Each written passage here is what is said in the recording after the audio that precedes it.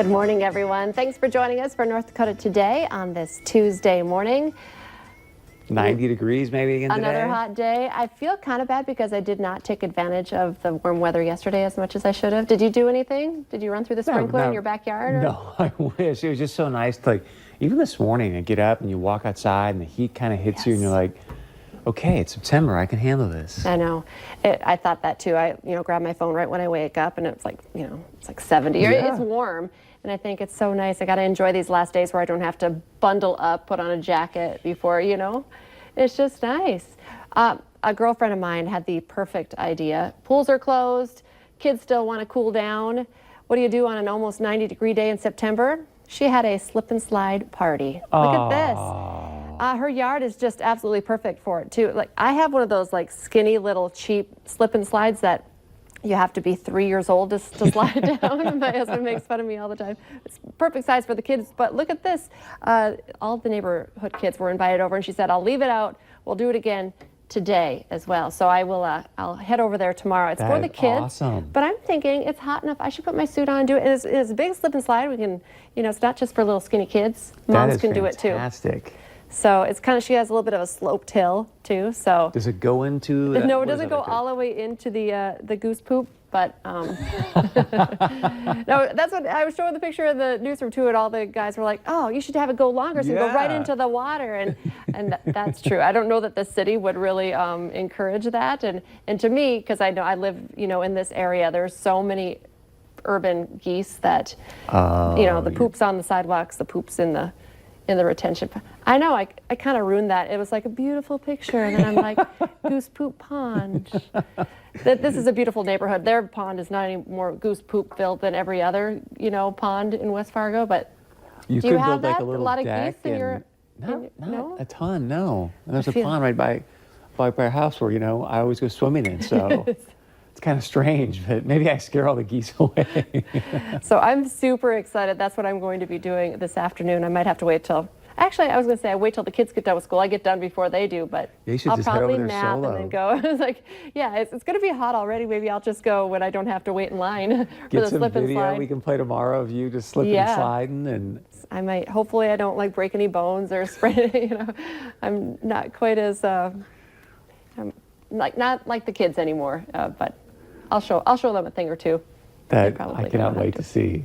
Okay, so we went from slip and slide fun to, this was kind of a big story. I noticed it last night. The Fargo Force, talking about hockey and colder weather, they have a new mascot. Their mascot used to be Kid Bobble, but now I think he looks like the Cookie Monster in a jersey.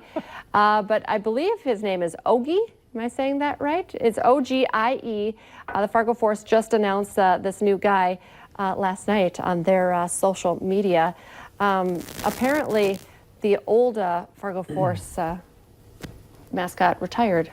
Maybe he went out. I'm not sure. I kind of tried to follow what he just went on to different things. That happens in life.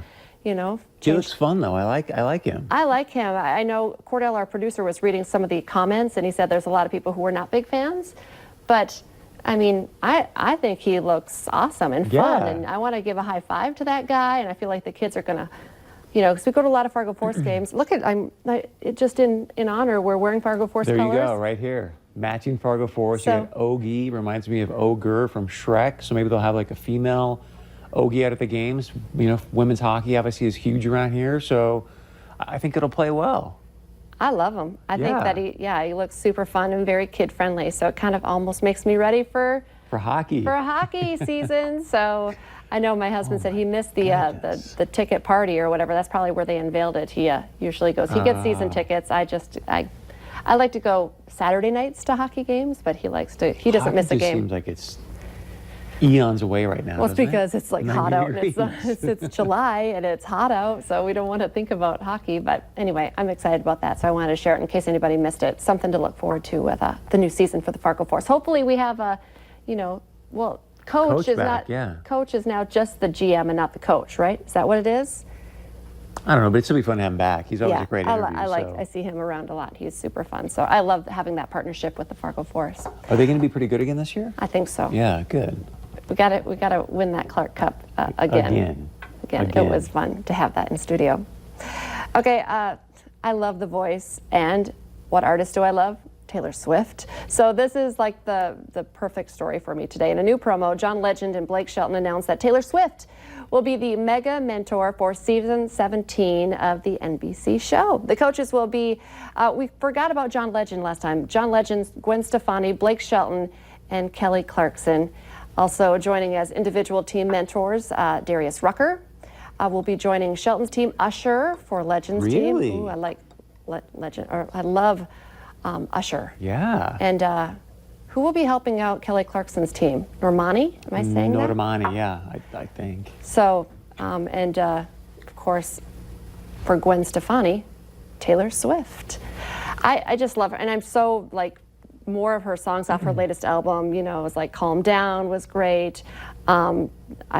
I Forgot You Existed is one of my new favorite ones too. I think it's maybe about John Kanye. Mayer? I think it's about Kanye West. I think Oh. you know when he just ruined her life when he took away her opportunity, and then the song is and then all of a sudden I forgot you existed.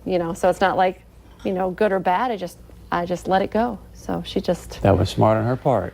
But there's always a story. It's kind of fun with Taylor Swift songs, like who is she singing about? What life? But that's every artist. So I don't know. I'm excited though. Taylor Swift's going to bring, I think, a lot. Well, The Voice is so popular anyway. How do you bring in even more fans? But Taylor. Can you imagine being a new artist and you walk out and there's Gwen Stefani and Taylor Swift sitting there and they're coaching you and you just, I just think that would be intimidating. I wouldn't be able to talk, let alone sing. I would just pee my pants. I'd be so excited. Which reminds me, again, we talked about this a ton, but Landon Solberg, one of our favorite boys who is battling brain cancer, Taylor Swift called him and FaceTimed him. She has a super crazy busy schedule, and yet her heart is in the right place, and she doesn't forget her young fans. And on this latest album too, she has a song that actually the Solbergs alerted me to. It's I hope, or you'll get better soon. It's something like that. It's about her mom's cancer journey. So, she has a little bit of everything on this album, something for everyone. So nice.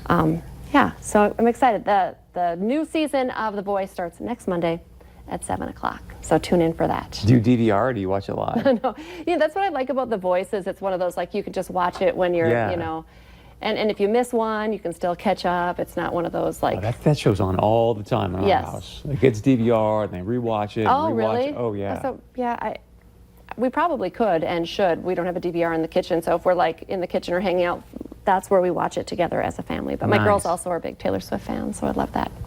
Also big Disney fans, and I didn't remember hearing about this before, and I know that your daughter loves Disney too. They can now get just a pinch of magic before they go to bed.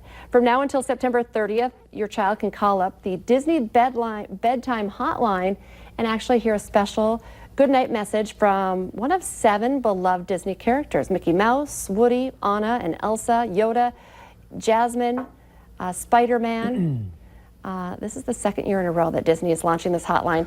And this is funny that they're listening. It all came about because 77% of parents reported on a Disney survey that putting their kids to bed was stressful, which I would agree. I still have a hard time with my girls. I don't know. Well, maybe my second grader would Isabella still want a good night? I don't know.